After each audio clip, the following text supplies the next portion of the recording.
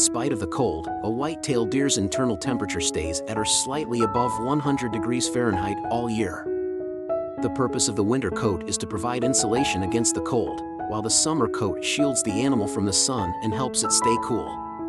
Protection and warmth are provided by the winter coat's rough, hollow guard hairs, but the finer, wool-like hair underneath is where the real savings are.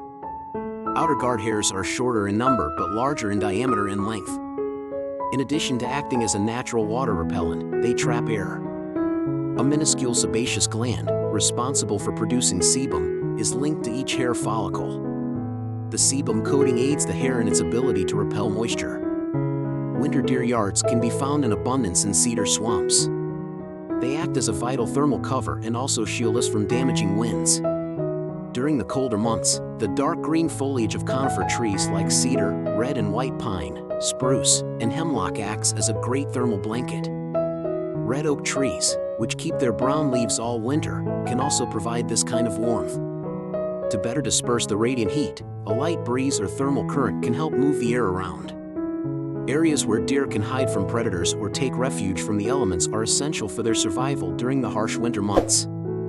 I've noticed that white-tailed deer become more accustomed to human presence in wolf-inhabited areas. Whitetails now know that moving closer to people means less risk of being eaten by wolves.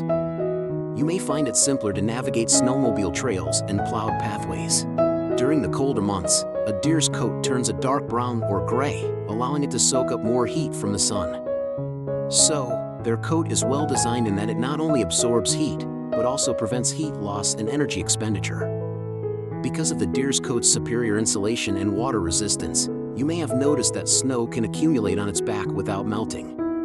White-tailed deer are extremely sociable during the winter months, and their main focus is on healing from the rut. To better find food, they gather into herds. It only occurs during the winter, and it happens every year. Deer either appear in large numbers seemingly out of nowhere or vanish abruptly. You're right, those are two completely opposite scenarios. Of course, it still occurs. The term yarding has this immediate and consequential effect.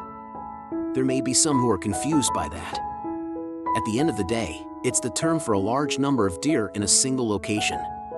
Extreme cold and dwindling food supplies are the triggers. In a time of food scarcity, deer will congregate around any remaining scraps. The prevalence of snow makes this more typical of colder climates. Deer are able to make the most of their limited energy reserves by spending a lot of time in one location, where there is an abundance of food. The more of them there are, the better. When it's cold outside, animals' bodies, like ours, work harder to keep themselves warm.